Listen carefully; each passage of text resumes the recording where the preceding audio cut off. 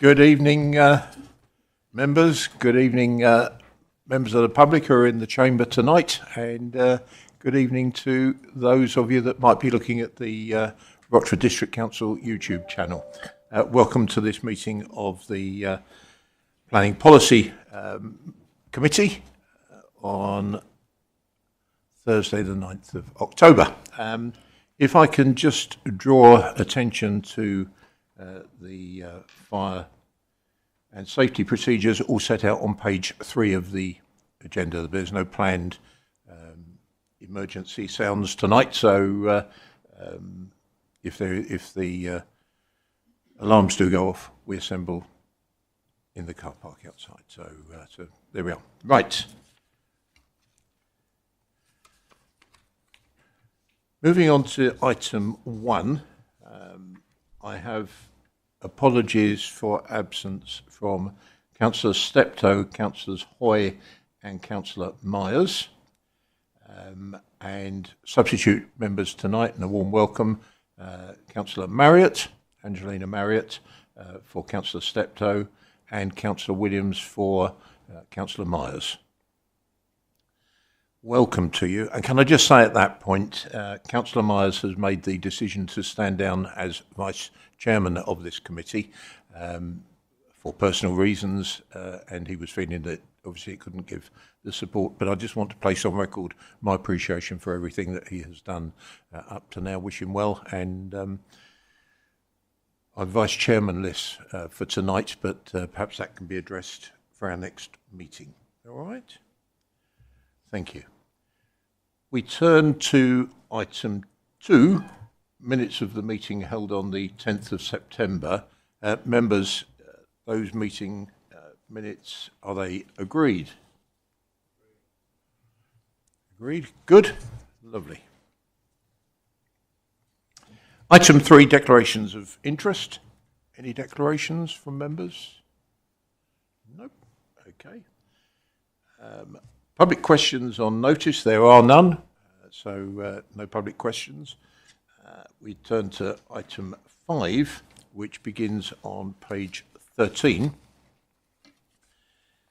and that is my report on performance, and the document is self-explanatory, together with the Appendix A on page 17, which sets out. Are there any questions, members, from Councillor Newport? Thank you, Chairman. On the local plan training, I'm actually quite concerned about this because there's been very little training on planning policy and development as a whole, to be honest.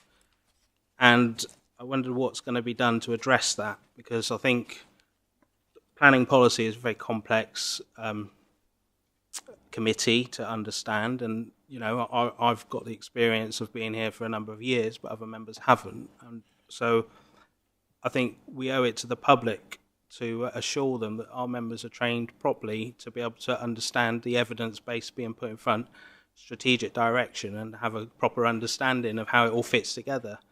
So I'd just like to know, Chairman, what is going to be done to address that gap in skills as I see it anyway. Thank you, Councillor Newport. And I turn to the Director of Place, Ms Goodings, to give us an answer on that. Thank you, members. Good evening. In terms of Development Management Committee, we are working with Councillor Reeves as chair of that committee to work up a full programme of training for members. In terms of planning policy, perhaps through the chair, if there are any areas that you particularly want more information on, perhaps if you could send those through to the chair and we can have a discussion about whether we can point you in the direction of existing training that might exist, or potentially put further training on, if that would be helpful to members of the committee. Thank you very much. You want to come back, Councillor Newport? Just one comment on that, Chairman. I understand what Goodings has just said, but members don't know what they don't know, and that would be very difficult for members to actually say, I need training in this particular area. a full and proper training programme was put forward, and Nicola Mann was looking at devising that training plan, and I just wonder why it hasn't come forward. So I think, Chairman, rather than go into debate on it, if you could follow up with Nicola Mann and ask what's going on and when is it going to be delivered.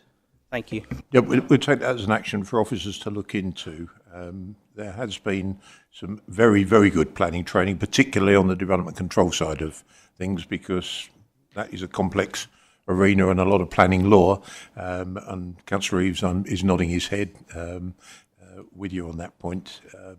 I look around at the substantive committee for planning policy, and dare I say, a lot of us have got quite a lot of experience on planning policy. So,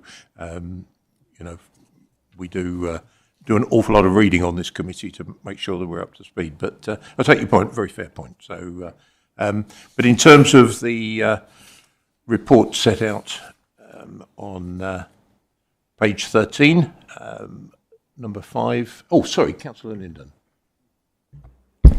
Thank you, Chair. Can you just unscramble in my head the Appendix A, page 17, partway down, Greenbelt review has been delayed by procurement but will be awarded in next week. It then goes on to say that this will be voted on in September. Can we just have an update on that, please? I've actually picked up, I'm privy to the answer because I picked up that very point with officers beforehand, but it's only fair that you are brought into the answer on that. So if I can ask Mr. Quilter, Jonathan Quilter, to help us on that. Thank you, Chair. Thank you, Councillor Linden, for the question. So we'll come on to this later in terms of the local plan update report, which we do cover the updates to evidence, but obviously just mindful of this report, which is obviously it's a Q1 report, so this is dated back to June in terms of when that was originally recorded. At that point in time, the procurement processes were being commenced, and obviously the intention was for that to be commissioned at that time. I can provide more detail at a later item, but in terms of the Greenbelt review, we have experienced some problems in terms of the procurement processes. So we've had challenges securing a consultant interest. That's primarily due to capacity constraints across the industry, which is affecting a number of local authorities.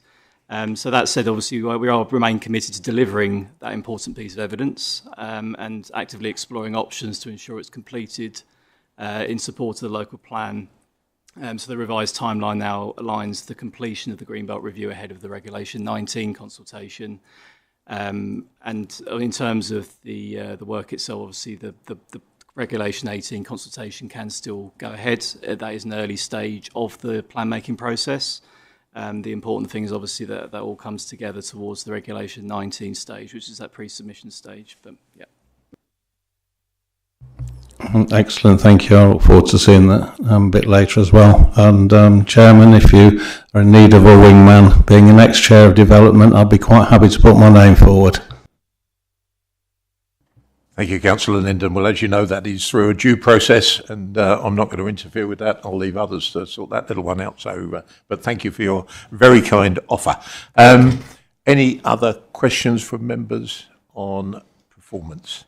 So I will go to the recommendation R1, that members receive and note the Q1 25-26 performance report, which provides an update on progress to date against the corporate plan, priority deliverables, corporate projects, key performance indicators and formal complaints under the economy and prosperity theme. Is that noted? Thank you.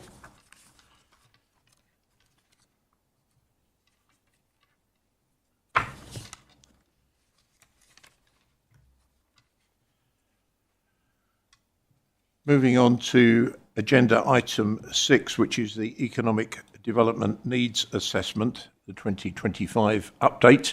And I believe Mr. Kudler, Dan, you're going to update us. Thank you. Thank you, Chair. Yes, the Economic Development Needs Assessment 2025 update, or EDNA, was commissioned to refresh the evidence-based supporting Rochester's emerging local plan. It builds on the previous 2023 EDNA, and reflects recent changes to national planning policy, particularly in the wake of the December 2024 revisions to the NPPF and the updated housing methodology as a consequence. The purpose of the report is to ensure that employment land provision through the local plan aligns with projected economic growth and housing delivery over the period to 2043. The assessment models 4 scenarios to estimate future employment floor space needs. First being the labour demand scenario, which uses baseline economic forecasts from Cambridge Econometrics. This scenario projects an increase of 4,430 jobs and a requirement for approximately 125,000 square metres of floor space, or 29.3 hectares over that 20-year period. Considered a balanced and realistic baseline, that's recommended in the report as the minimum requirement for planning purposes. Second scenario is the growth scenario. That reflects strategic ambitions set out in the Council's economic growth strategy in terms of sector priorities, including support for high growth industries. It reflects a scenario where you might pursue significantly increased inward investment, for example. Under this model, job growth was projected at 5,835, corresponding need for about 168,000 square metres of floor space, or 39.8 hectares.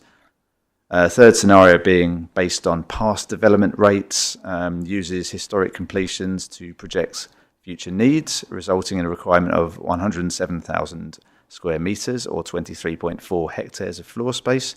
However, this scenario may understate future demand due to historic land supply constraints and is therefore less reliable as a forward-looking measure. And fourth and final scenario, labour supply, that's driven by housing-led population growth.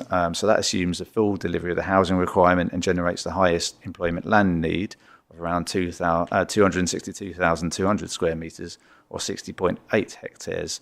That's based on alignment between housing and employment growth, and I suppose an assumption that almost all of that additional housing, population growth would work in the local area, if you like, and it also represents certainly a more ambitious level of provision. It's worth noting all these employment floor space and land requirements are gross rather than net.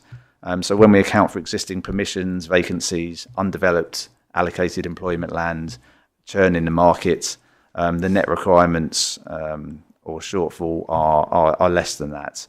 However, across all scenarios, there is a clear shortfall in employment land. Even under the baseline labour demand scenario, there's a minimum shortfall of 62,000 square metres. So the report recommends over the planned period to 2043, providing a minimum of 9.3 hectares. This shortfall increases significantly under the high growth scenarios. The report also identifies office, light industrial and warehousing as the priority types of floor space for future provision. It recommends retaining and protecting existing employment land allocations and protecting high-performing employment sites. It also suggests reviewing former employment sites that have been reallocated for housing in the present or outgoing local plan, but which remain in active use as employment sites. So if you're thinking of Star Lane Industrial Estate or Roar Industrial Estate, for example, both of which were allocated for housing, but in the presently are fully occupied in terms of employment use, and there's not been any significant moves to bring those forward for housing development. It recommends that, given they are well occupied, they're in multiple ownerships, it would make sense for them to be retained in some form of employment use. In terms of employment and in terms of policy recommendations, the report advises allocating then at least 9.3 hectares of new employment land to meet baseline needs, or around 15 to 16 hectares if you're looking at scenario 2, which is the more ambitious scenario based on sort of pursuing sort of stronger employment growth. Recommendations also that employment land is employment floor space provision is largely in a flexible format to allow the market to provide floor space that meets the needs of businesses and the economy. It encourages mixed-use developments that integrate employment space alongside uses such as residential. So if there are any strategic housing allocations, it's deemed prudent to allocate a proportion of employment land within those sites to help ensure there is employment provision alongside housing growth. And the report also recommends the intensification and refurbishment of existing sites to improve the quality of premises, and their energy efficiency, and allow them to accommodate modern business needs. There's also a strong emphasis in the report on supporting small and medium-sized enterprises and startups through flexible unit design and ensuring that sufficient startup and grow-on space, smaller units, are provided in the local plan through policies. Also recommends collaborating with neighbouring authorities, particularly Southend, to maximise shared assets and inward investment opportunities. So the recommendation is that this updated evidence is noted and taken into account as we prepare updated employment land policies in the emerging local plan. By looking at this alongside the previously published evidence, namely the employment land study and commercial property market review, we can ensure the right combination of protecting existing sites and allocating new ones is translated into the spatial policies to suit the local economy in the local plan. Thank you. Thank you, Mr. Kudler. Right, I turn to members to see whether there's any questions. Councillor Newport.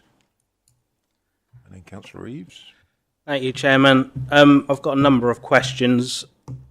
Does the officer want all the questions at once, or?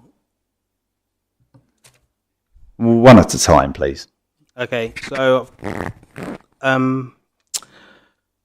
so the report identifies sector growth in office, light industrial and logistics roles. What analysis has been done on the skill levels required for those sectors and whether the local workforce has the necessary training or capacity to fill those roles? My first question.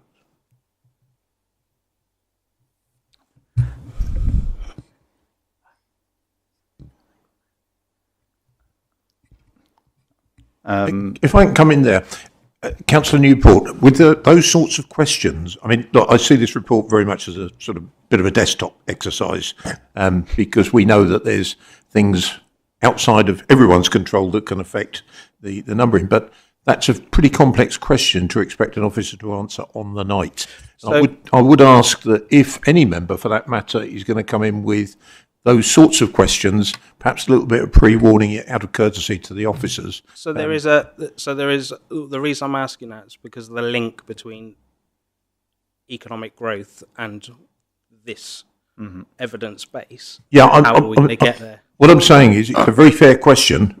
What I'm saying is, I think it would be helpful if we knew these sorts of questions Happy before. to have an answer in writing after the Lovely. meeting. That's fine. It's not. This report's only for noting. So, shall I just fire off my question? Fire them off. So the Sure. committee can hear them. If you can answer any of them, great. Yeah. Otherwise, we'll have them in writing. No, that seems Is a that really fair? sensible approach. Okay. So my second question.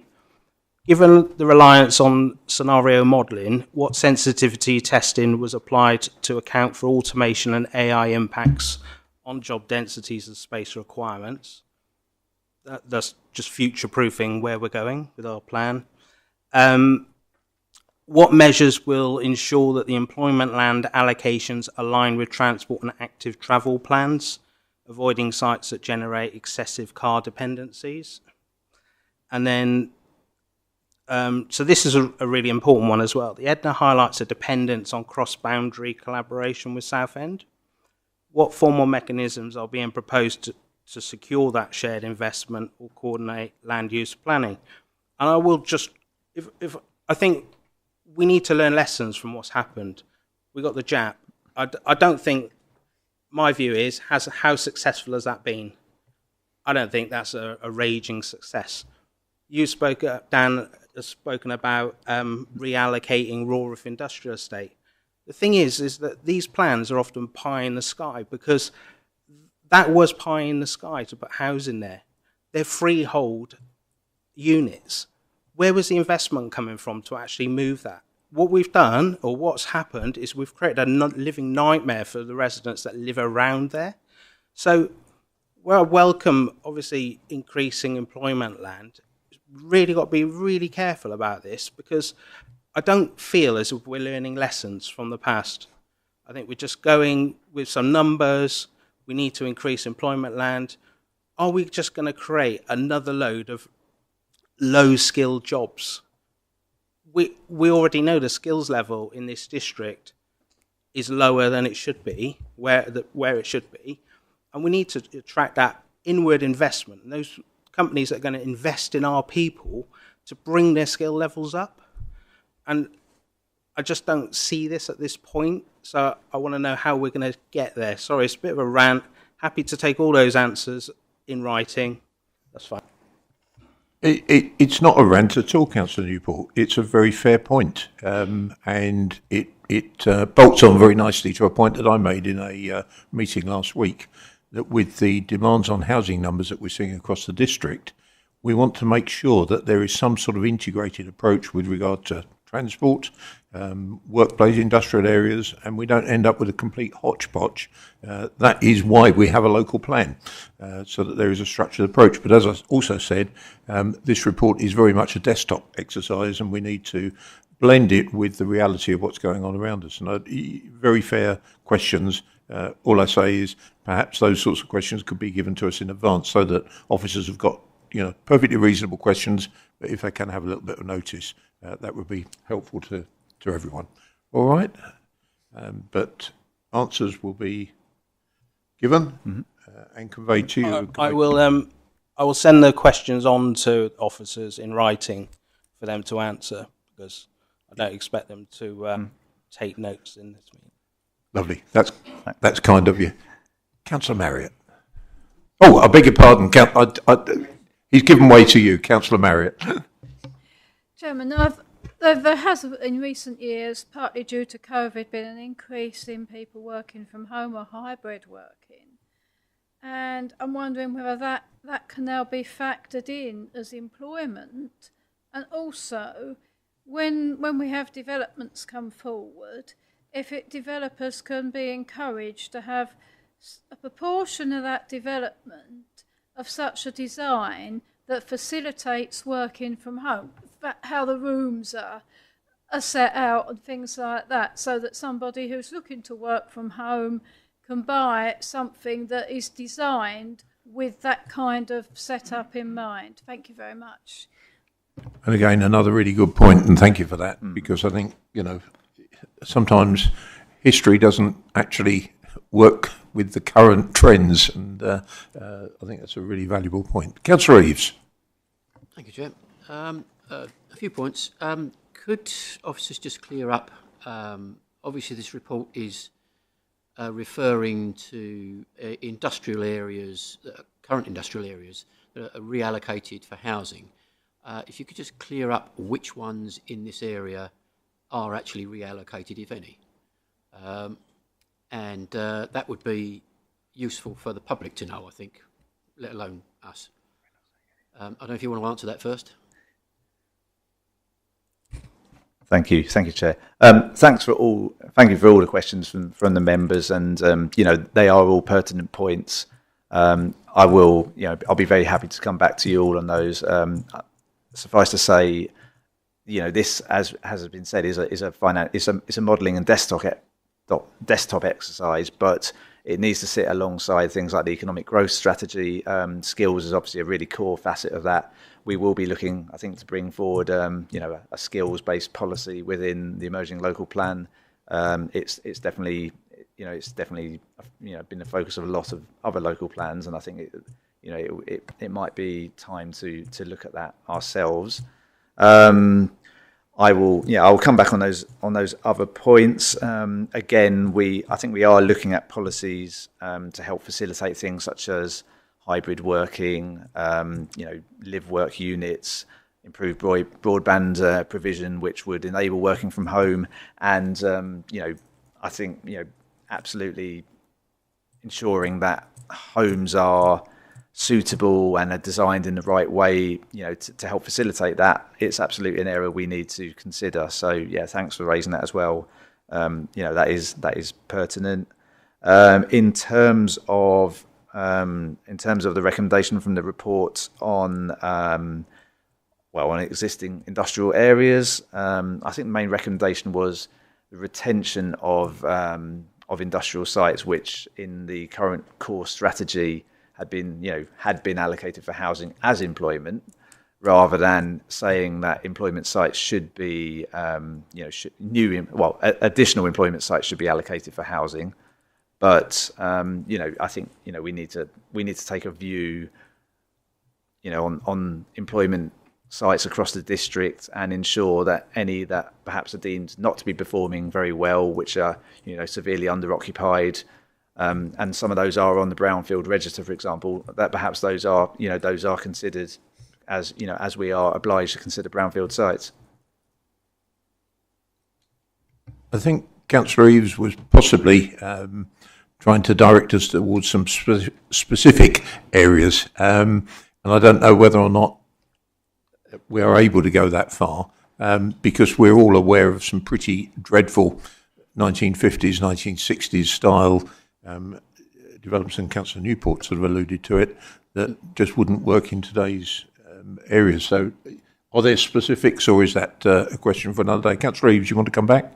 Yeah, I think I was picking up on Councillor Newport's point that in particular we've got places like the Rawrath Industrial Estate. I was down there today, and it's a very active site. It's scruffy, but it's active. So I was down on the Rawrath site today, and it's very, very busy down there. So to lose that to housing, yes, it's scruffy, but it is bringing employment to the area. So I think we need to actually bear that in mind. So moving on from that. One of the things that I'm very concerned about with the developments that are coming through, we've got a huge amount of developments coming through in one go. If I'm looking into a crystal ball, looking at the amount of houses that are going to be built in a very, very short space of time, my expectation is that a lot of those sites will be half built out, and then they'll be land banked for a while because they won't be selling them. And so would that be then under the statement on 1.20, where we're looking at potentially taking housing away and returning it to employment use? If that was the case, that the land banking was done, and I know we've discussed the point of possibly looking at timing on when houses are built out, if that is exceeded, is that something that then we can actually reconsider the allocation, despite the fact they might have planning permission, as a condition of what's actually coming? So that was one. Do you want me to move on? I think Mr. Quilter's going to have a go now. I'll try. So I think, if I'm correct, I think you're trying to ask if the scenario played out that the plan had been adopted, the site was allocated for employment use or housing use, and whether that could be changed part of the process. I mean, in essence, the only way of changing the plan would obviously be adopt a new plan. So in terms of that sort of, if there was to be a situation where a landowner or developer wanted to bring forward a different form of development to what's identified in the local plan, then clearly they'd have to put that in their justification, and that would have to be considered as part of the planning application. It's a more difficult route to go down. It's not impossible, but obviously there is, in the situation as we've got now, obviously the Rawrath Industrial Estate site is still allocated for housing until a new local plan is adopted, which would confirm that was no longer the case. So it's really down to the status of the local plan which would determine what the applicants would have to justify and how the decision-making process would need to consider it, really. And Councillor Eaves wants to come back again. Okay, just another point. Bearing in mind that a lot of the developments that we're having coming through at the moment through development, they're big sites, and if we're looking at 50% affordable, we're going to be looking at what would typically be called council houses. Now, with my wife's involvement with the community supermarket, what we're actually seeing is that there are areas of deprivation where people who can't afford to go long distance to their shops are left stranded to a degree. Now, is there a way within our plan that we can explore the possibilities of a certain level of housing, that there are convenience stores or the likes actually within our policy to prevent that kind of prejudice against people who can't afford it? Thanks, Councillor Eaves. I mean, I suppose that's more a point relating to the retail needs assessment, which we presented, I think, last committee. However, yeah, it's, you know, I think it absolutely makes sense that you know, with, you know, projected housing increases in the districts, and, you know, and for example, that report looks settlement by settlement. We could say, well, if there's going to be X amount of growth in Holbridge, then or Rayleigh or anywhere, then, you know, it makes sense to increase the retail provision alongside that. And that makes sense in terms of sustainability as well, because it means people aren't necessarily driving such a long distance to access a supermarket. One of the things that report did say was that I think at least a third of the kind of, you know, your big shop, your weekly shop expenditure actually goes out of the district already. It goes elsewhere to, you know, large supermarkets in Southend, in Castle Point, in Basildon. So if, you know, the more of that you can retain in the local area, that provides jobs. That means people aren't on the roads quite so far. And, you know, obviously if we are, as and when we get to the point of site-specific policies on allocations, you know, and particularly on those larger sites, we may well want to look at ensuring there is, you know, a degree of retail as well as other community facilities provision, you know, within those policies. Go for it. Yeah, thank you. So I'm sure this is the last one. Yeah, thank you for that. What I'd like to see actually explored would be that a certain level of housing brings that into play, because I think that then becomes site-specific, which would be important for that.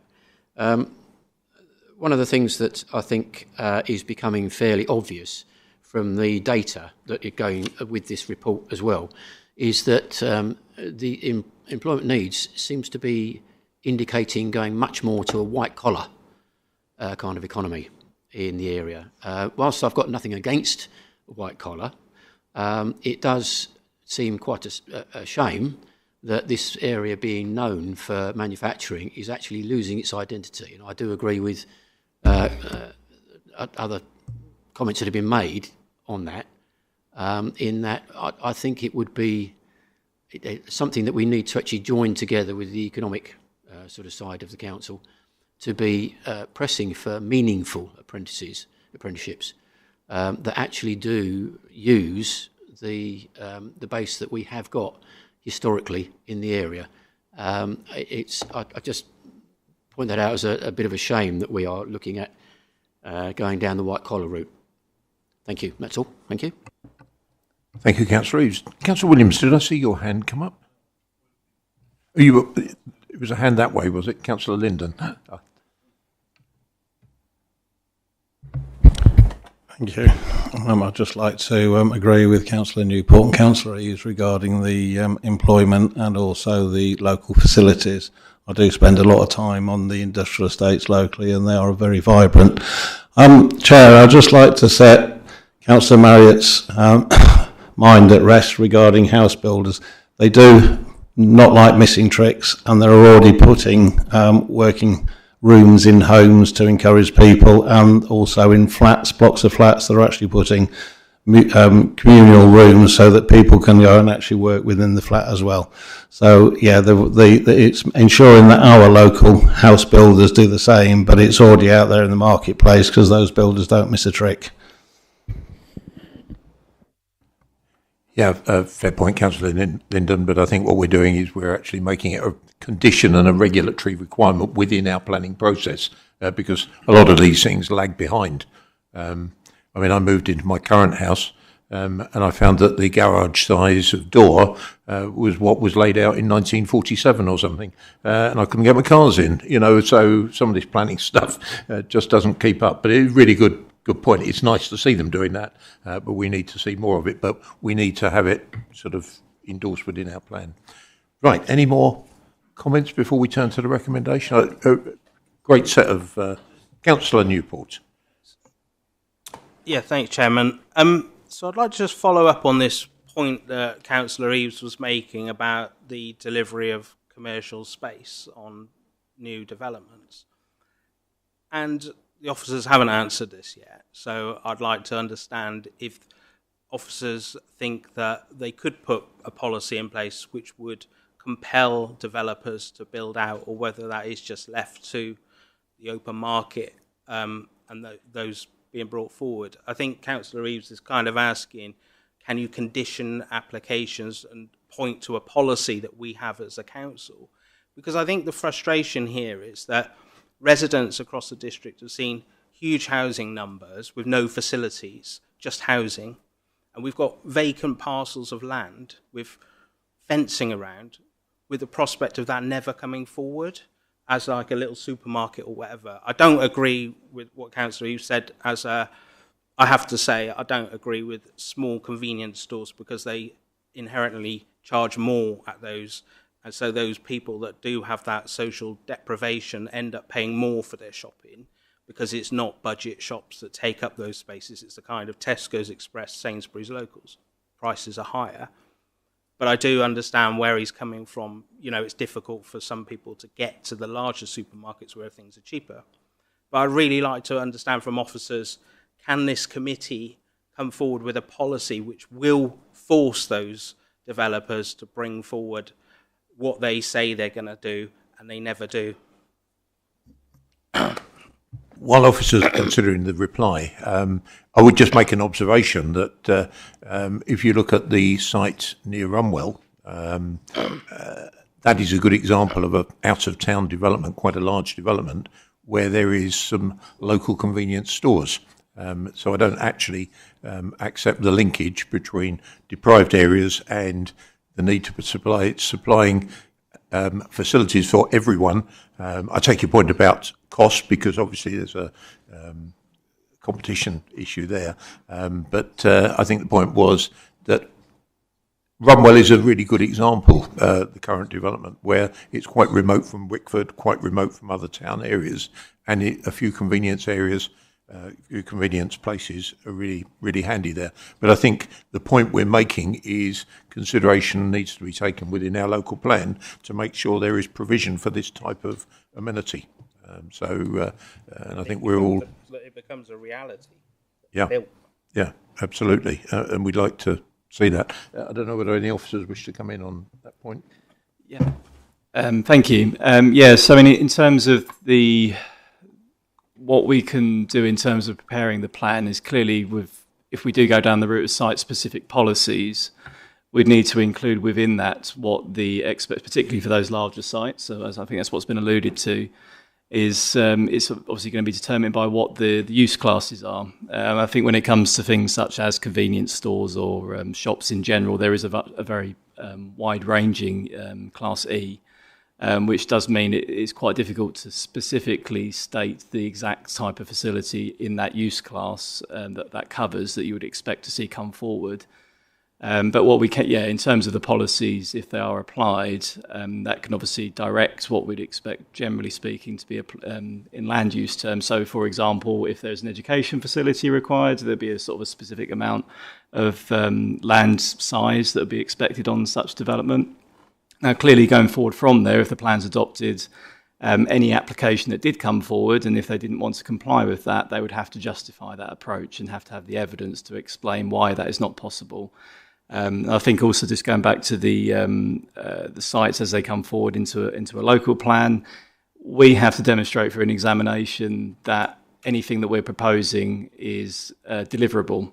So an inspector will certainly want to see that if there are things that are being relied upon in terms of meeting our identified needs, that those in themselves are deliverable. So I think we'd have to make sure that if there was the desire to, for example, put a convenience store or something similar to that, that there would be that discussion taking place with the promoters of that site to ensure that there is the deliverability of that scheme. But so it's not a simple yes or no answer, but certainly there are ways of guiding developments in the framework of planning use classes, which obviously we can't necessarily change through the planning local plan process. Okay, members, I think we've given that a good airing, and I think some really good points have come out of that debate, that discussion. So thank you very much indeed for that. If we can turn to the recommendation on page 19, one which again is a noting one, but to note the report presented as part of the evidence base for the district's emerging local plan.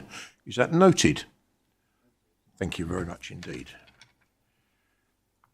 Right, we turn to agenda item 7, and I'm looking to Mr. Kudler to you've got the short straw this evening because you've got the two biggest reports, and I know this will be another interesting report that I'm sure there'll be members' input to. But Mr. Kudler, if I could ask you to introduce the report. Thank you, Chair. So the Local Cycling and Walking Infrastructure Plan, or LCWIP, represents a strategic framework developed by Essex County Council to improve walking and cycling infrastructure across Rochford District. It forms part of a wider county-wide initiative to promote active travel, reduce congestion, improve public health, and to support sustainable transport. This plan aligns with national policy under the government's cycling and walking investment strategy. Effectively, local authorities need an LCWIP in order to be eligible to bid for active travel funding the LCWIP is designed to be delivered in 2 stages. The current report today represents stage 1, based on existing travel patterns and infrastructure. A stage 2 will follow as the local plan progresses, and that ensures that future growth areas, so potential housing or employment allocated sites, are well integrated with active travel routes. This phased approach allows the plan to evolve alongside development, ensuring that walking and cycling are viable options for both everyday travel and leisure. The methodology behind the LCWIP is data-driven, carried out by Essex County Council and their consultants. I think it was WSP.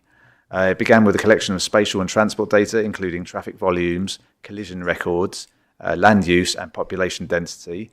Using GIS modelling, the team identified areas of high demand and potential for walking and cycling. Routes were selected based on desire lines, accessibility modelling and barriers such as major roads or railways. This process helped prioritise corridors that would serve the greatest number of users and align with strategic transport and development goals. So effectively it looked at major trip generators like housing areas, schools, employment areas and so on, and the potential for some of the trips that flow between those to convert to walking or cycling. So it is a modelling exercise at that stage. Public consultation played a key role in shaping the final network. Between November 2023 and January 2024, ECC conducted a district-wide consultation. There were 151 responses specific to Rochford. This was carried out as part of a wider consultation of a number of proposed networks in other local authorities as well. So there were also some general questions across that wider area. The feedback showed strong support for the proposed network, with 65% of respondents agreeing or strongly agreeing with the cycling routes, 49% supporting the walking network. Respondents also suggested additional routes and amendments, a number of which were incorporated into the final plan. ECC's consultation report can be viewed in Appendix C. The finalised LCWIP network, which is shown in figures 1 and 2 of this committee paper, identifies both primary and secondary routes for walking and cycling. The primary routes focus on key commuting corridors, whereas secondary routes support local connectivity to schools, neighbourhoods and amenities. For walking, primary routes include busy urban centres, main pedestrian paths, with secondary routes feeding into these from residential and local shopping areas. Larger images in terms of these maps are available in the accompanying appendices A and B. Just to note that whilst this is not an RDC publication, I do appreciate the colour-coded nature of the network maps presented here may present accessibility issues for some viewers. And we have raised this with ECC, and we're working on a solution through an interactive map. In the meantime, Appendix D has route descriptions, and if you were to Google Map Essex, there's a county highways map of all their assets, and in that you can toggle an interactive network which shows all the proposed active travel networks, and then you can zoom in on that and go down to a local level, so you can see which streets and which neighbourhoods the routes are proposed to go through. I appreciate that it's a little bit fiddly, but that's where we're at the moment, and we'll ensure that this does evolve to be more accessible. Amongst the highest priority routes identified, cycle routes 1, 2 and 8, connecting Ashington, Southend Airport and Rayleigh to key destinations. Also walking route 3, which links Sutton Road to Ashington Road via Bradley Way. Important to note that these routes are at this stage indicative and subject to further design, feasibility and funding.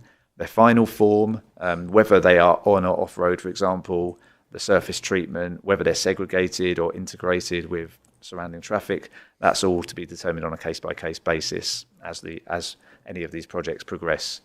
So the LC WIP provides a foundation for securing funding, also can act as a hook for Section 106 agreements. RDC officers and members have already begun discussions with ECC to explore how existing 106 funds for active travel that have come from currently approved developments might be used to deliver elements of the network. Regular engagement is proposed to ensure that alignment with the local plan and to prepare for stage 2 of the LC WIP.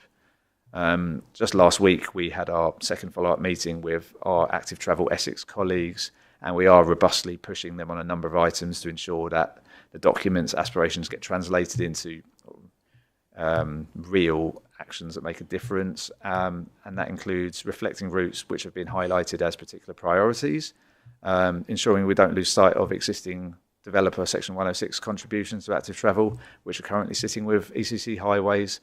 And also we've asked the Active Travel Essex team to identify some quick win solutions while we do wait for these public funding rounds. These include initiatives such as school streets, for example, and some focused pedestrian improvements in areas like Rochford Town Centre.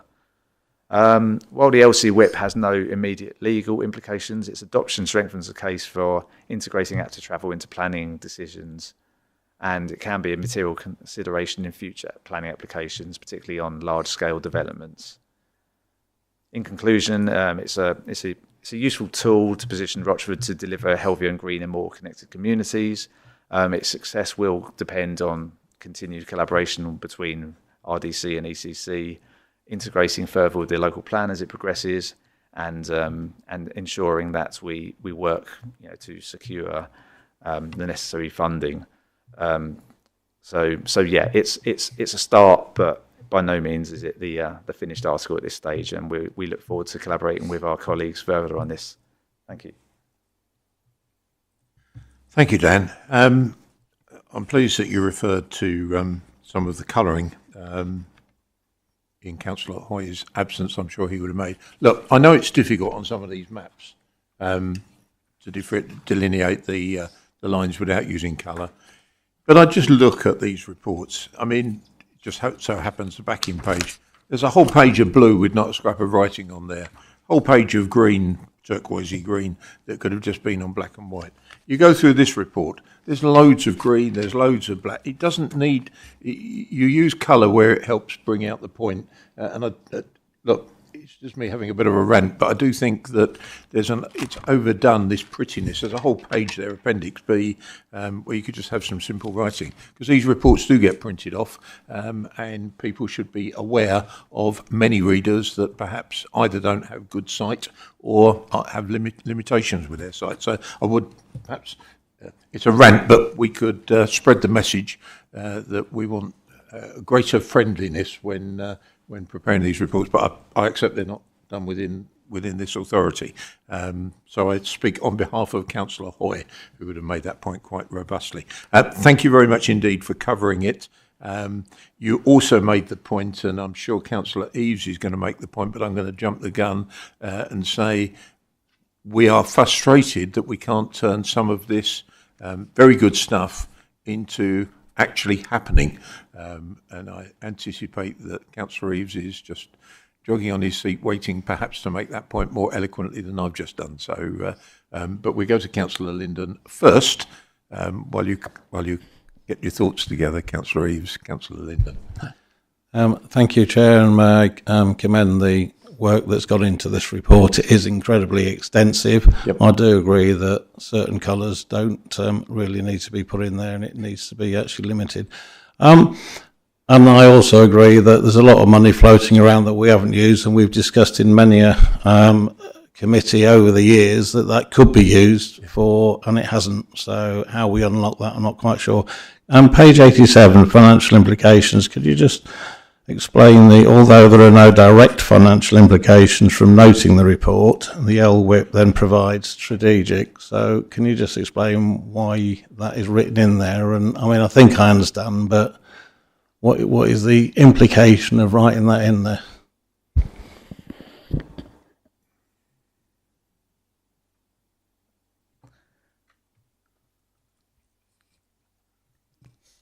I think that's just saying that, by noting the report, there are no financial implications, but it's on us to work with county to pursue funding bids effectively. And fair point, Councillor Linden. I suspect, in fairness to Mr. Kudler, that what happens is it goes to finance colleagues in the council. They look at these reports and then they probably write that paragraph for them. Am I right in that? I'm trying to get you off the hook. Sure, thank you. Yeah, I'm just making sure there's no hidden meaning or agenda in there, because it's worded in such a way where it literally, when it says there's no financial implications from noting this report, well, why write that in the first place when we know that we're going to be looking outside for funding or trying to get funding through 106 or other means or in partnership with other people? There are always, I suppose, possibilities to identify capital growth or match funding or so on, and that's in the council's gift to consider if it wishes. But purely from noting this report, which is an Essex County Council document, it doesn't put the onus on us to necessarily stump up any cash or anything, if you like. Having an LC whip is just a necessary thing to get in the queue for sort of public funding, which comes from central government and is distributed via county. It's also a useful network. It's also a useful hook to then request developer contributions from forthcoming planning applications that may be along that prospective route. But it doesn't oblige us to suddenly need to stump up some cash because we've noted this report. It's not a case of saying, well, someone coming to us cap in hand and saying, well, you're gonna, you must come up with half of this in order for this to happen. It's just it opens possibilities, but it's no obligation. Yeah, can I help you a bit, Mr. Kudler? I think the point is, within the narrow field of this report, there are no funding implications because there aren't any proposals to do something with it. It is, again, another desktop exercise that feeds into the planning process. So for this specific, very narrow report, it is stating the obvious, but sometimes the obvious needs to be stated that there are no financial implications from any recommendations. Otherwise, we couldn't have a recommendation just to note it. But you make a very fair point, Councillor Linden. But we've probably done that one to death, haven't we? Okay, any other members? Councillor Eaves. Thank you, Chair. Can I say thank you first off to Dan Kudler for organising the meetings with Active Essex and the LC Whip team there, and reassure members that we now have quarterly updates and meetings actually booked in with them for progress on this. This has been a particular frustration to me because obviously we've been talking about the LC Whip for years. I understand that until we had an LC Whip, which we didn't have until fairly recently, we couldn't do an awful lot. But we've been inundated with reports and questionnaires and various sort of interaction with members of the public with no movement forward at all. So I was glad to be able to have those meetings and to make my feelings quite obviously known with my frustration with the team at Essex.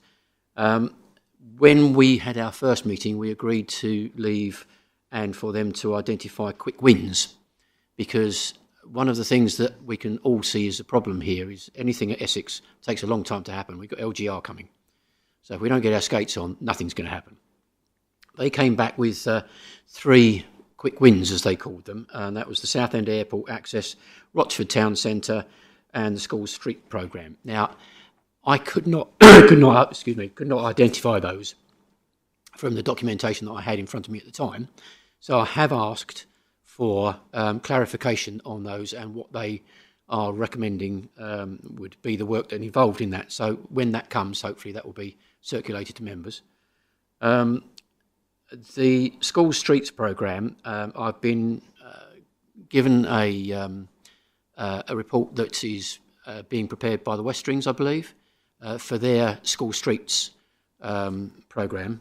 And the question I have on that one is, I'm a little bit unsure now who it is who's producing the data, because it now appears like we're producing the data for Essex, not the LC Whip team producing it for us.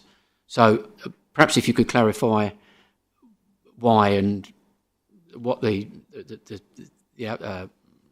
position is on that going forward. Moving on to page 98, we've got a list there of the process. One of the things that I think I find frustrating there is it finishes at stage 6, integration and application, which is basically putting it into more paperwork. There's no implementation. And I think that is worthwhile pointing out to the Active Essex team, that should be part of the process. It's frustrating to find out that there's been a huge amount of work done on LC Whip in Colchester and not a thing in the Rochford district, not a penny.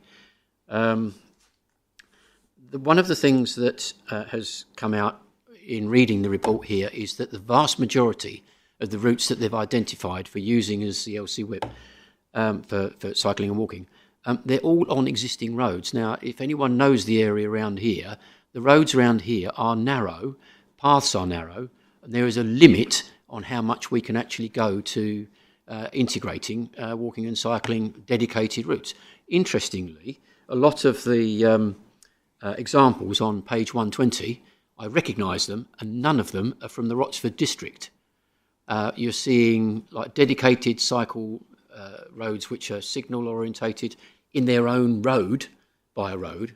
None of the roads around here have got that option. When we go to the list of the routes on page 116, there's 19 routes that are detailed there, and there's only one that takes in off-road, and that is Ironwall Lane, 7A. 7A.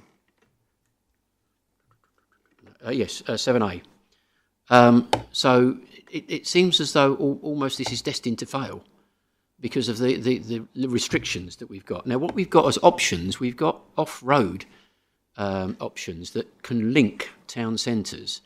I am aware that we are now looking at the possibility of implementing a cycle route through Cherry Orchard, and at the moment that is going to be going out by the school. What's the name of it?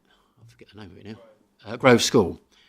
Basically because the council owns pretty much all of the area there, so that's a quick win. That is being discussed at the moment, and there is funds available for an amount of it to be done, so that's good news. But what I'd like to see is that we end up having an extension of that goes around the edge of a few fields, I believe, and then round the back of the woods, ends up in Bull Lane. It makes huge sense in that then we can have a spine road that is completely off the road, and that spine road then can be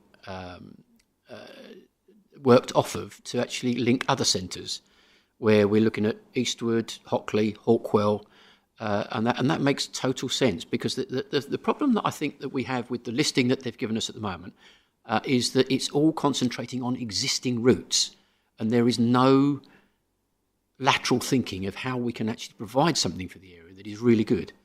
I think I'll stop there. I've taken enough time, but if that could be noted, and hopefully the continuing meetings with LC will get something into place, even if it's just the quick wins. Thank you. Councillor Williams. Sorry, there wasn't a particular answer that you were looking for, was there? I mean, I think... Sorry, Councillor Reeves. Thank you, Chair. I think most of it, I share your frustration with how slow this process has gone, for example, and I certainly appreciate Councillor Reeves's input so far into the follow-ups with Active Travel Essex. I think it kind of helps bring to home to them the importance of ensuring this is implemented in the right way at a local level. I think most of those points, we've made very clear to our colleagues at County, and we'll continue to work closely with them. I suppose just to note, take the point about the routes following the main roads. We should probably note it's, at this stage, we're nowhere near the kind of design stage. So exactly how it could manifest, is to be seen. They could, it doesn't necessarily need to be en route the whole way. However, yes, a lot of those roads are both busy and narrow, and they do present challenges, and perhaps that means that other routes, such as 7A, do lend themselves. In terms of the specific question around West Rings, I think that's one that my colleague Henry Muss, the climate officer, will probably have more of an answer for you on. He's definitely since our catch-up teams meeting with county colleagues last week has taken that forward with them, because I think he's very keen to progress the school streets initiatives locally and ensure that they have as much data as they need, because we do have a lot of local data and support for some of those initiatives, and it seems like he didn't have too much success so far, but I think perhaps now this gives it a bit of renewed impetus. So let's not lose sight of this, but I think that one would be more for Henry. But the other points, absolutely take them on board, and we'll carry on working on this. Yeah, thanks, Dan. Again, we've got a very good exercise, a very good document, lengthy document, and I think some of the frustration, and I compliment Councillor Reeves, but there's others, Councillor Steptoe, who's not here, and certainly other councillors right across all 39 of us that have championed wanting to do something with path networks. I think the example that Councillor Reeves gives of Cherry Orchard through to Rayleigh on council-owned land, when there's money sitting in the bank and a bit of lobbying and a bit of help, and I'll be honest with you, we can make it happen with a bit of tenacity and a bit of nagging, and actually bringing our schemes to the top of the pile other than other areas. And you mentioned Colchester. Money is being spent around the county, and we want a bit of the money spent here in Rochford. It's there, and an awful lot of talking goes on to produce these sorts of reports and their theory. I will not live long enough to see some of these things develop, which is a bit sad when there is an opportunity. We'll be talking about Section 106 money in a while, when there's money in the pot to make it happen.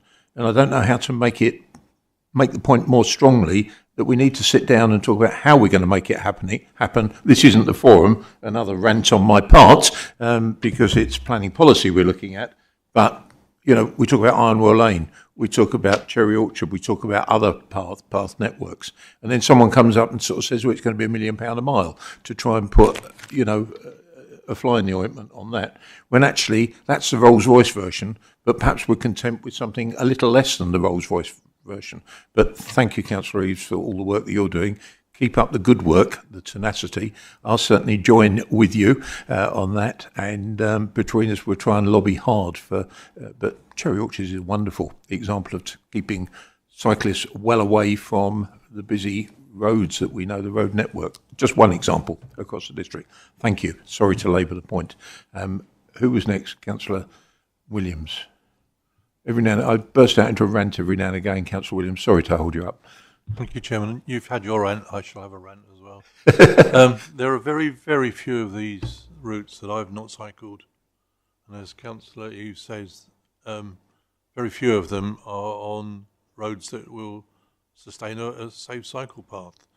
I would love to see it. I would love to see it happen.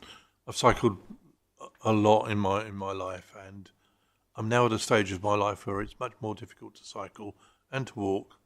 I do have mobility issues.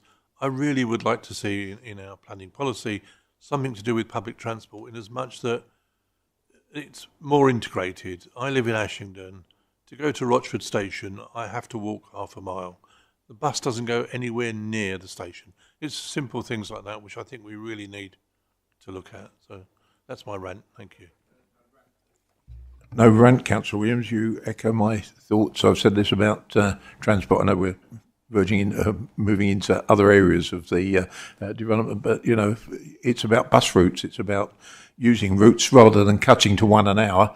It's actually increasing it, because no one's going to hang around for an hour and then find the bus is cancelled and they've then got to wait 2 hours. But that's a totally different area. But I totally agree with you. Sorry, anyone else wants to come in? Councillor Newport. Thank you, Chairman. So I've shared this frustration for quite a while, and I will declare an interest as a Essex County Councillor, because it wasn't until I was sat in a place scrutiny meeting and they put a map up on the screen and Rochford didn't appear with an LC whip. It wasn't until I put a foot up the backside of officers at Essex and at the District Council that the process actually started. So there are other Essex County Councillors, but they did nothing. And it was stalled. So I got it moving, but what I'm now concerned about is that this plan that's been brought forward for the LC whip, how is that going to work strategically if with LGR? Because there's no north-south routes in there. This is an east-west LC whip.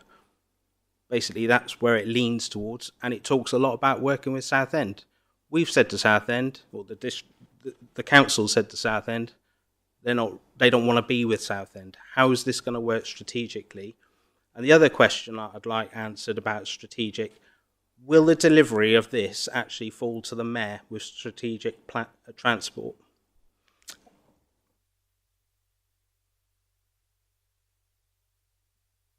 Well, Mr. Kudler's just considering how he comes back on that. I just need to protect you from any other legal claims, because no other Essex councillors or county councillors are in the room to defend their claims. But I know, for example, Councillor Steptoe has been on about Ironwood Lane for a long, long time, and others in the area.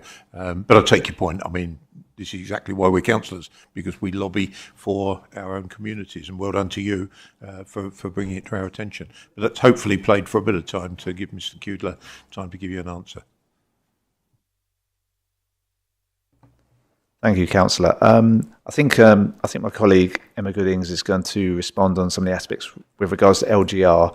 Just in terms of Southend, regardless of what happens on a wider governance level, the Rochford LC whip, it does, and we have as officers engaged, through the process with our equivalents in Southend.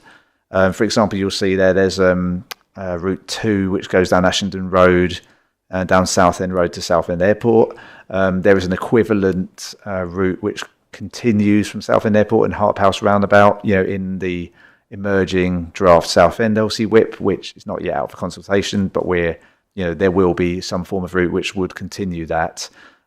You'll see also there the purple route, I think it's Route 8, which goes from Rayleigh through to the business park, kind of skirts the southern end side of Cherry Orchard Country Park. It actually goes into Southend there. It kind of goes along. It uses Green Lane in Eastwood as part of that.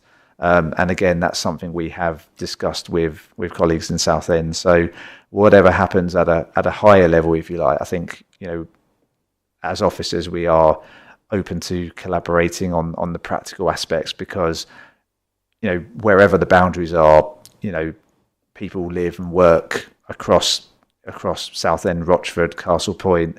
in a way that doesn't always recognise administrative boundaries. And I think, whatever we do needs to reflect that.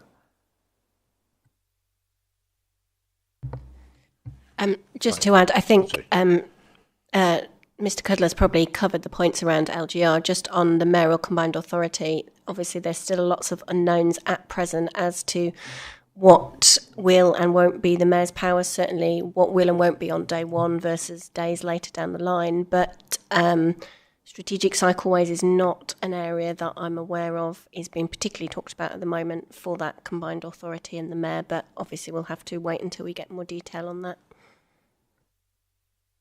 Thank you very much indeed. I think the bottom line is, we must continue to lobby hard for little old Rochford district and make sure money gets spent here. And remind a few people, and thank you, Councillor Newport, obviously, for raising it and others in their time. So, right, any other comments? Well, again, a good hearing to a lengthy report. Well done, Mr. Kudler. And we turn to the recommendation, which again is one of noting on page 82, and that the Planning Policy Committee notes the Rochford Local Cycling and Walking Infrastructure Plan as set out in the report. Is that noted? Good. Okay. Right. We turn to agenda item 8, and it's an update on the local plan. And I think it's your turn now, Mr. Quilter. Thank you, Chair. So, members, this report provides an update on the progress of the Rochford Local Plan. It outlines the key milestones achieved to date, including previous consultations and evidence gathering, and sets out the updated timetable for plan preparation as per the local development scheme, which was approved at the last committee. As has been set out in previous update reports, Table 1 summarises the status of several key evidence-based documents. While some studies are complete or nearing completion, some are still in the commissioning phase, such as the Greenbelt Review. We had originally anticipated the Greenbelt Review would be completed in time to inform the Regulation 18 consultation. However, despite progressing the commissioning through the appropriate procurement processes, we've encountered challenges in securing consultant interest, primarily due to capacity constraints across the industry. This is an issue that's affected our local authorities. That said, we remain committed to delivering this important piece of evidence and are actively exploring options to ensure it is completed in support of the local plan. The revised timeline for this work now aligns with the completion of the Greenbelt. The revised timeline now aligns the completion of the Greenbelt Review ahead of the Regulation 19 consultation. The preparation of the Regulation 18 consultation is still progressing on schedule as per the approved local development scheme, and the consultation can proceed based on the evidence we currently have, including the initial spatial options and other technical studies. Importantly, the Greenbelt Review will be completed in time to inform the Regulation 19, as I mentioned, which is where we present the proposed submission version of the plan. This approach allows us to maintain momentum in the plan-making process while ensuring that the Greenbelt Review can play a meaningful role in shaping the final strategy. Thank you. Thank you. And could I just ask members to keep it very focused on the report, because we don't really want to debate the whole of the local plan process. Councillor Reeves. Just a very simple one, really. Page 211, we've got the list there of the plan evidence base. The last 3 items there are consultants to be appointed, and I do see that those are going to be the latest ones that are going to actually be included in the evidence plan. Are we anywhere near appointing the consultants, and do we see any problems with actually meeting those dates? Thank you. Thank you. Yes, so we're in the process of commissioning. So in respect, for example, of the strategic flood risk assessment, we're currently going through that procurement process. I think the procurement team are anticipating we could appoint someone in January. And the initial feedback we've had so far from expressions of interest from prospective consultants have indicated they could deliver that work in the appointed timetable. And likewise, for the other piece of work, we do need to commission the heritage assessment, and that will be a more focused piece of work. And there's obviously already covered the Greenbelt Review in my opening statement. But yeah, certainly in terms of the running of all of those evidence documents, clearly we need to project management appropriately and keep on top of those respective projects as they move forwards. But clearly that all needs to come together, as I said, in terms of supporting the Regulation 19 document And as we prepare the Reg 18, there's the emerging evidence, if we can, we'll refer to that. Thank you. Councillor Newport. Thank you, Chairman. Just a quick question on the evidence base that's been completed. In terms of on Gypsy and Traveller sites, the evidence base that has been completed, what weight will be given to that now against planning applications in terms of, is it part of the emerging local plan? Will that carry significant weight? And also, I do have a bit of a concern, Jonathan, about references to special circumstances and what weights that's given in our policy. Could you just answer that? Because I think that we're very aware of speculative developments in terms of housing, but we're also going to see a whole swathe of speculative developments of Gypsy and Traveller sites as well because of unmet need. So could you clarify that? Thank you.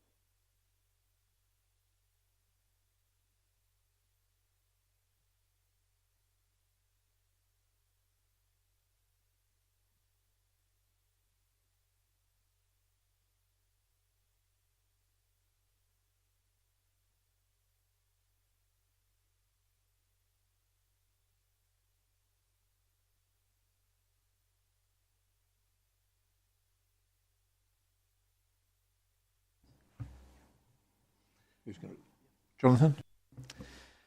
Thank you. Yes, so in relation to the Gypsy and Traveller Accommodation Assessment, or GTAA, so that's the evidence that we have most recently has been published. We brought that to committee, I think, back in January.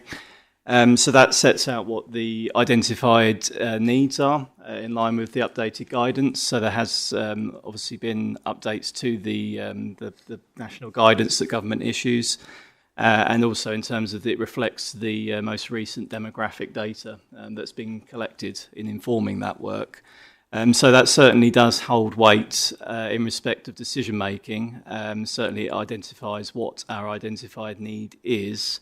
Obviously that it feeds into whether there is a 5-year supply, for example. So without a 5-year supply, and moving into your other point, if I'm correct in understanding this, you were talking around the very special circumstance, or in terms of the Greenbelt considerations for Gypsy and Traveller applications. So certainly with regards to the updated guidance in respect of Greenbelt, which now adds the category of grey belt, that is certainly something that is a material consideration for any Gypsy and Traveller application that does come forward. And that is engaged when there is an identified shortfall in need. So that is something that's a sort of starting point in effect. So in a similar fashion to housing applications, if the 5-year supply is deficient, then the grey belt position can then be considered. So certainly that does have an impact. But what I would say is in the absence of a green belt review that's obviously going to accompany the local plan, it doesn't preclude the consideration of an application at the current time. So for any part of the country that's got Greenbelt and they don't have a Greenbelt assessment, they can still consider and make a determination on whether a site is Greybelt or not. And obviously they'll be able to make their own final conclusions whether that development is appropriate and can be approved or if it needs to be refused. So I would say in the position that Rochford's currently in, clearly we need to have due consideration to the GTAA. And in terms of the Greenbelt position, the officers, in considering any applications for such development, they would still need to make a decision on whether the site did constitute Greybelt.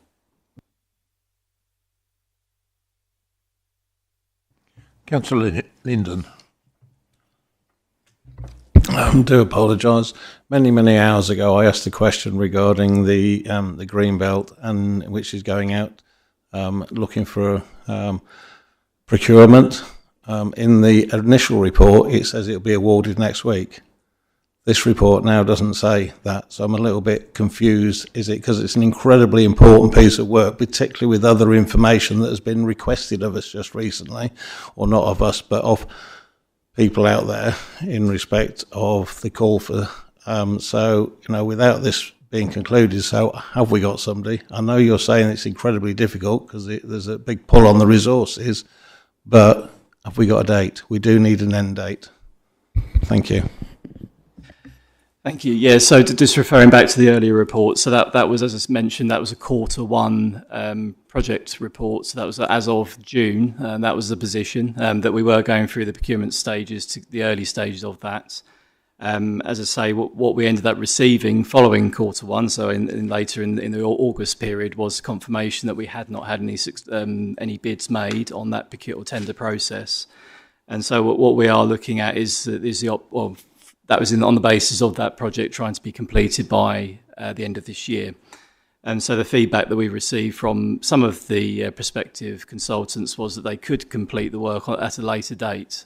So that we're just working through that at the moment through the appropriate procurement processes. Obviously, we have to follow those in terms of ensuring that we can get that work done by the time, as I say in the report, around Regulation 19 consultation.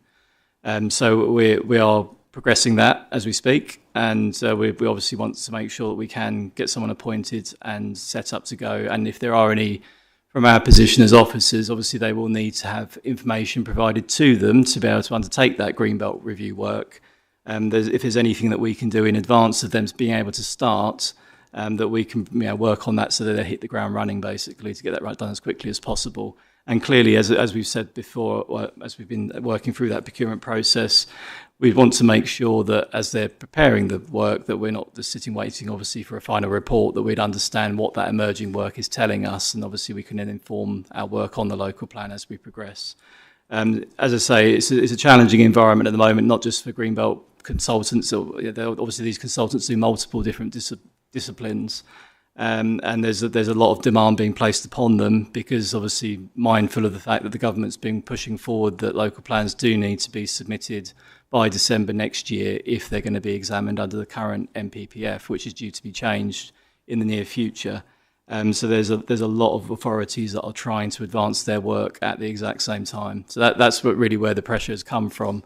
It's the resource capacity within the consultant industry, which obviously clearly we can do as much as we can in-house, but clearly we are dependent upon consultants for those specialist pieces of work. So it's very important. Absolutely agree with you that work's done. It needs to be done properly, but we also need to make sure that we're kind of advancing what we can as much as possible in that environment. So certainly don't shy away from that. We're certainly wanting to advance as quickly as we can.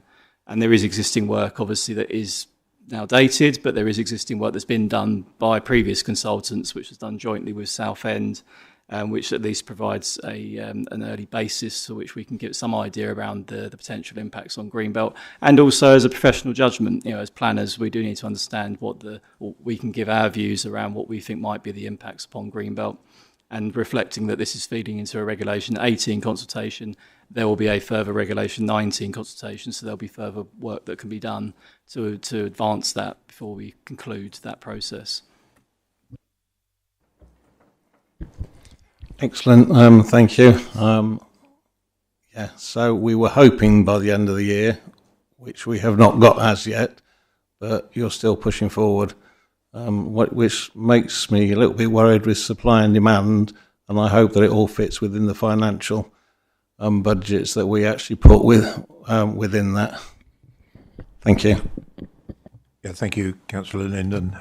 And you can have my assurance it is a regular, almost a weekly question that I make the point about this Greenbelt review. But I have been assured that all the target dates, the deadlines that we've set for delivering the local plan and the issue of the Reg 18 part of the process will happen on time. But I will say publicly that I would urge the Director of Place to make sure that her senior colleagues are aware that the administration is looking to make that happen, and I hope that you are getting the full support from the Chief Executive downwards to make sure it does happen, because it's an unfair pressure on just one person.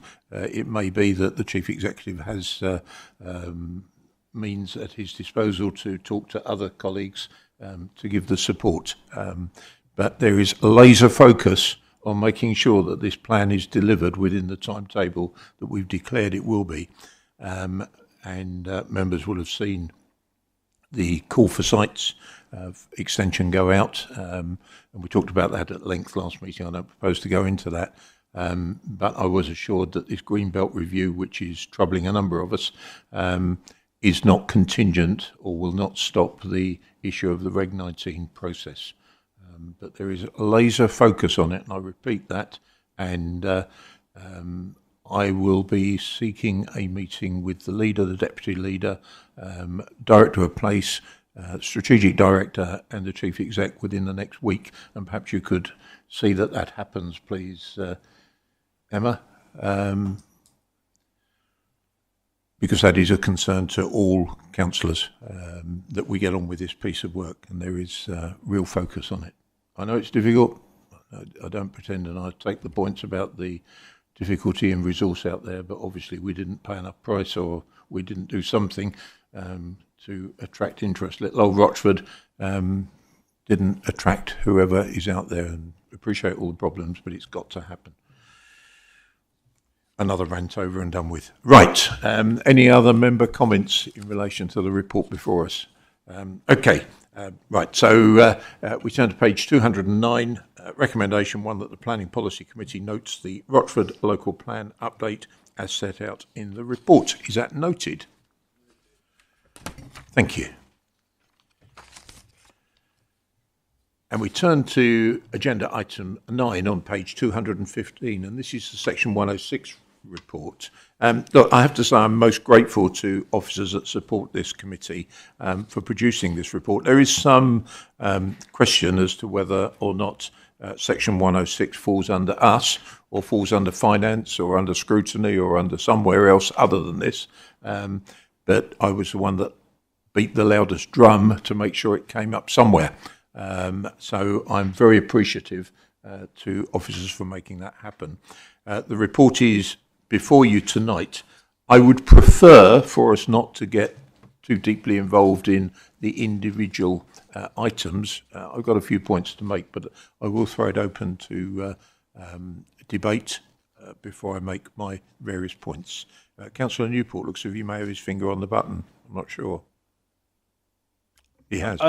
Yeah, thanks, Chairman. I didn't put my hand up, but I'll just make a passing comment, and I think on section 106s, and I think that the problem we face, and I think it's been frustration for a long time, since I certainly remember having a discussion with Sean Scrutton about this, is that it appears that, you know, we get these arbitrary figures with no strategic plan on how we're going to allocate the funds, and that often leads to badly written section 106s. And I mean, I can't believe that, not necessarily here, but other authorities, I've had to suggest that they vary the section 106, make a variation on it, because it's so badly written. And I think this is the problem, is why we end up getting stuck with money in the bank and it not going where it needs to go.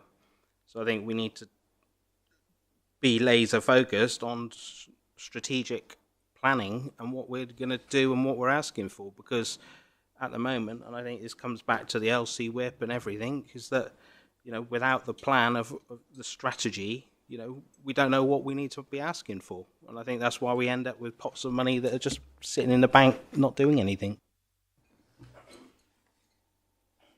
Thank you, Councillor Newport. Councillor Marriott. Chairman, even when there are projects that are out there and have got plans, in some of these situations, it's just getting through endless bureaucracy to get it done. Councillor Reeves. Thank you, Chair. When we look at the figures that we've got in the bank at the moment, we've got over £2 million sitting there.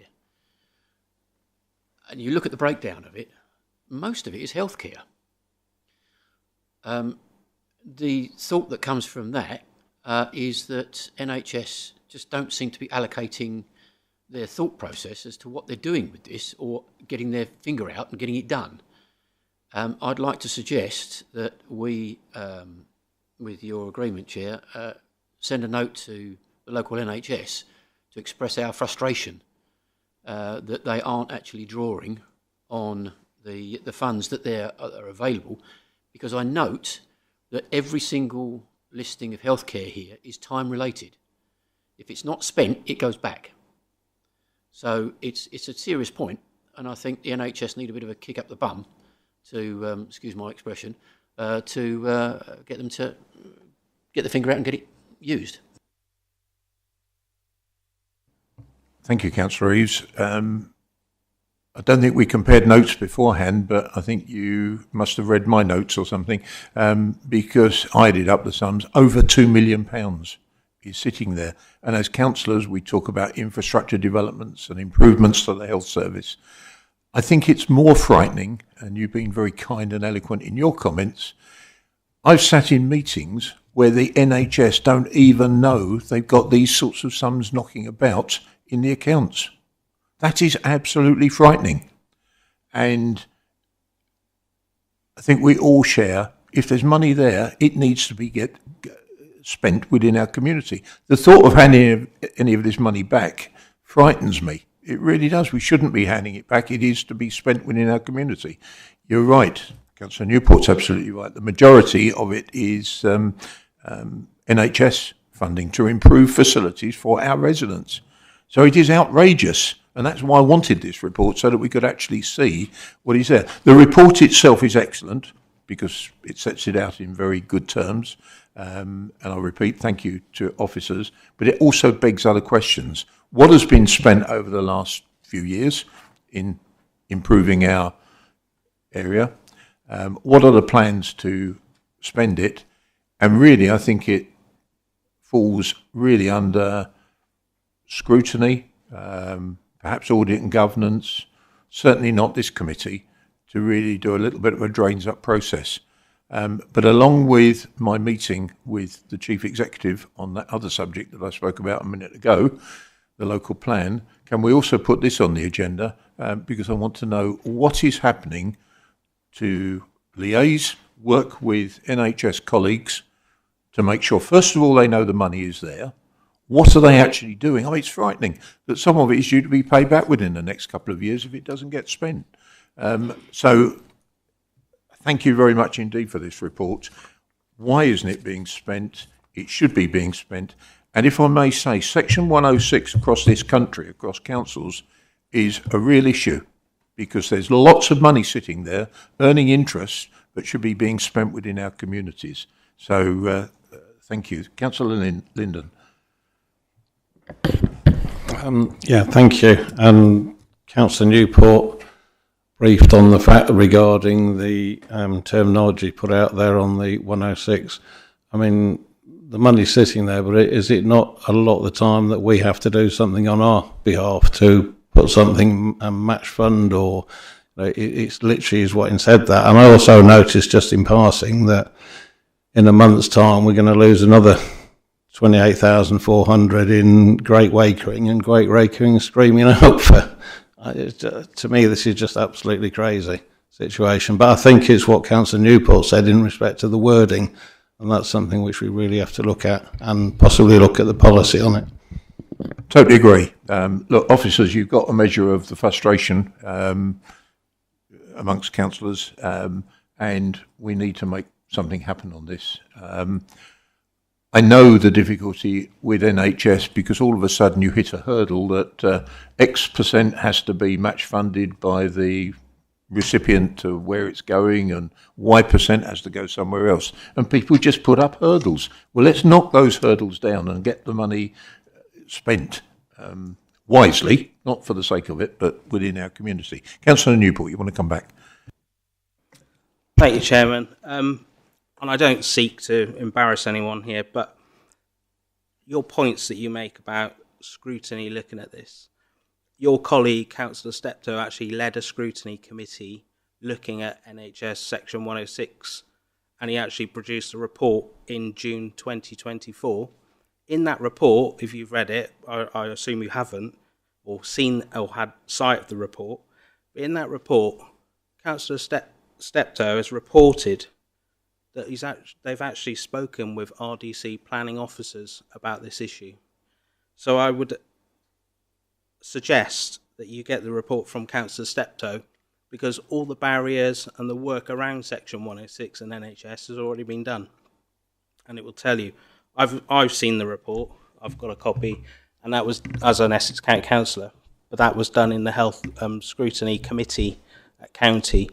And I think that's the issue here, is another issue where there's no joined up working between district, Essex, and also speaking to your Essex County councillors, because clearly this work's been done.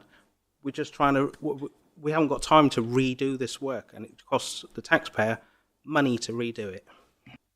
Yeah, thank you, Councillor Newport. Look, there's clearly a disconnect somewhere. Where that disconnect is, I don't know.